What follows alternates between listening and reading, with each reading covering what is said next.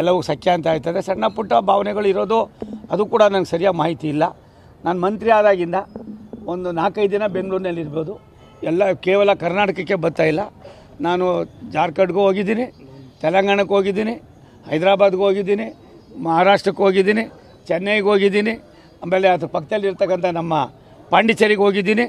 ಮತ್ತು ಅವೆಲ್ಲ ಬಿಟ್ಟು ಎಲ್ಲೆಲ್ಲಿ ಅವಶ್ಯಕತೆ ಇದೆಯೋ ಅಲ್ಲೆಲ್ಲ ಕಡೆ ನಾವು ಹೋಗ್ತಾ ಇದ್ದೀವಿ. ಒಂದು ಸತ್ಯ, ಬಣನೂ ಇಲ್ಲ, ಏನೂ ಇಲ್ಲ.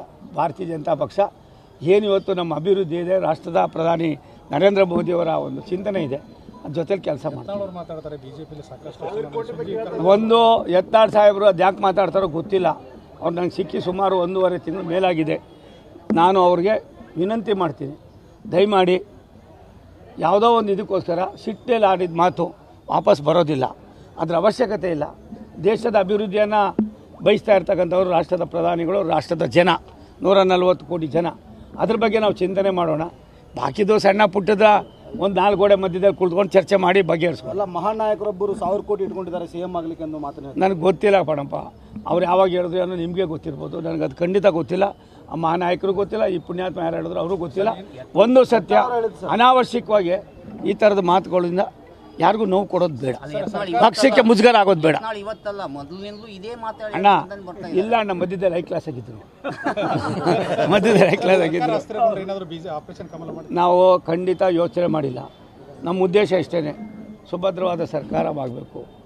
ಮೋದಿಯವರ ಆಸೆ ಕರ್ನಾಟಕವು ಕೂಡ ಭಾರತ ದೇಶದಲ್ಲಿ ಅಭಿವೃದ್ಧಿಯಲ್ಲಿ ಮುಂಚೂಣಿಯಲ್ಲಿದೆ ಅನ್ನೋದಕ್ಕೆ ಅವ್ರಿಗೆ ಆಶಯ ಇದೆ. ಅದರಂತೆ ಅವರ ಸಂದೇಶವನ್ನು ಕೈಗೆತ್ಕೊಂಡು ನಾವು ಕೆಲಸ ಮಾಡ್ತೀವಿ. ಎಲ್ಲವೂ ಸಖ್ಯ ಅಂತ ಆಯ್ತದೆ. ಸಣ್ಣ ಪುಟ್ಟ ಭಾವನೆಗಳು ಇರೋದು ಅದು ಕೂಡ ನನಗೆ ಸರಿಯಾಗಿ ಮಾಹಿತಿ ಇಲ್ಲ. ನಾನು ಮಂತ್ರಿ ಆದಾಗಿಂದ ಒಂದು 4-5 ದಿನ ಬೆಂಗಳೂರಿನಲ್ಲಿ ಇರ್ಬೋದು. ಎಲ್ಲ ಕೇವಲ ಕರ್ನಾಟಕಕ್ಕೆ ಬರ್ತಾ ಇಲ್ಲ. ನಾನು ಜಾರ್ಖಂಡ್ಗೂ ಹೋಗಿದ್ದೀನಿ, ತೆಲಂಗಾಣಕ್ಕೆ ಹೋಗಿದ್ದೀನಿ, ಹೈದರಾಬಾದ್ಗೆ ಹೋಗಿದ್ದೀನಿ, ಮಹಾರಾಷ್ಟ್ರಕ್ಕೆ ಹೋಗಿದ್ದೀನಿ, ಚೆನ್ನೈಗೆ ಹೋಗಿದ್ದೀನಿ, ಆಮೇಲೆ ಅದ್ರ ಪಕ್ಕದಲ್ಲಿ ಇರ್ತಕ್ಕಂಥ ನಮ್ಮ ಪಾಂಡಿಚೇರಿಗೆ ಹೋಗಿದ್ದೀನಿ. ಮತ್ತು ಅವೆಲ್ಲ ಬಿಟ್ಟು ಎಲ್ಲೆಲ್ಲಿ ಅವಶ್ಯಕತೆ ಇದೆಯೋ ಅಲ್ಲೆಲ್ಲ ಕಡೆ ನಾವು ಹೋಗ್ತಾ ಇದ್ದೀವಿ. ಒಂದು ಸತ್ಯ, ಬಣನೂ ಇಲ್ಲ, ಏನೂ ಇಲ್ಲ. ಭಾರತೀಯ ಜನತಾ ಪಕ್ಷ ಏನು ಇವತ್ತು ನಮ್ಮ ಅಭಿವೃದ್ಧಿ ಇದೆ, ರಾಷ್ಟ್ರದ ಪ್ರಧಾನಿ ನರೇಂದ್ರ ಮೋದಿಯವರ ಒಂದು ಚಿಂತನೆ ಇದೆ, ಅದ್ರ ಜೊತೆಲಿ ಕೆಲಸ ಮಾಡ್ತಾರೆ. ಒಂದು ಯತ್ನಾಳ್ ಸಾಹೇಬರು ಅದು ಯಾಕೆ ಮಾತಾಡ್ತಾರೋ ಗೊತ್ತಿಲ್ಲ. ಅವ್ರು ನಂಗೆ ಸಿಕ್ಕಿ ಸುಮಾರು 1.5 ತಿಂಗಳು ಮೇಲಾಗಿದೆ. ನಾನು ಅವ್ರಿಗೆ ವಿನಂತಿ ಮಾಡ್ತೀನಿ, ದಯಮಾಡಿ ಯಾವುದೋ ಒಂದು ಇದಕ್ಕೋಸ್ಕರ ಸಿಟ್ಟಲ್ಲಿ ಆಡಿದ ಮಾತು ವಾಪಸ್ ಬರೋದಿಲ್ಲ. ಅದರ ಅವಶ್ಯಕತೆ ಇಲ್ಲ. ದೇಶದ ಅಭಿವೃದ್ಧಿಯನ್ನು ಬಯಸ್ತಾ ಇರ್ತಕ್ಕಂಥವ್ರು ರಾಷ್ಟ್ರದ ಪ್ರಧಾನಿಗಳು, ರಾಷ್ಟ್ರದ ಜನ, 140 ಕೋಟಿ ಜನ. ಅದ್ರ ಬಗ್ಗೆ ನಾವು ಚಿಂತನೆ ಮಾಡೋಣ. ಬಾಕಿದು ಸಣ್ಣ ಪುಟ್ಟದ ಒಂದು 4 ಗೋಡೆ ಮಧ್ಯದಲ್ಲಿ ಕುಳಿತುಕೊಂಡು ಚರ್ಚೆ ಮಾಡಿ ಬಗೆಹರಿಸ್ಕೊಳ್ಳ. ಮಹಾನ್ ನಾಯಕರೊಬ್ಬರು 1000 ಕೋಟಿ ಇಟ್ಕೊಂಡಿದ್ದಾರೆ CM ಆಗಲಿಕ್ಕೆ ಎಂದು ಮಾತನಾಡಿ. ನನಗೆ ಗೊತ್ತಿಲ್ಲ ಪಣಪ್ಪ, ಅವ್ರು ಯಾವಾಗ ಹೇಳಿದ್ರು ಅನ್ನೋ ನಿಮಗೆ ಗೊತ್ತಿರ್ಬೋದು. ನನಗೆ ಅದು ಖಂಡಿತ ಗೊತ್ತಿಲ್ಲ. ಆ ಮಹಾನಾಯಕರು ಗೊತ್ತಿಲ್ಲ, ಈ ಪುಣ್ಯಾತ್ಮ ಯಾರು ಹೇಳಿದ್ರು ಅವರು ಗೊತ್ತಿಲ್ಲ.